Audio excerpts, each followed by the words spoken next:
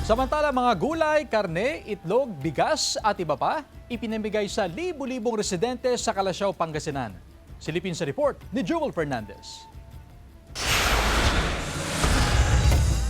Tumanggap ng libreng gulay, karne, itlog, bigas at iba pa ang libu-libong residente ng Calasiao, Pangasinan. Kaya naman ang budget for today ng ilan abay na itago pa para sa ibang araw.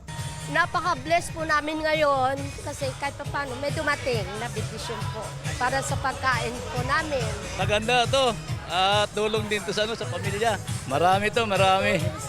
Ilang araw din itong gagamitin.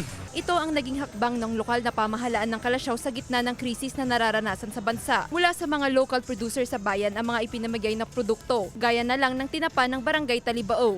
Ito pong naisipan po natin na mag-give back po sa ating mga marginalized sectors po dito po sa bayan ng Calasiao.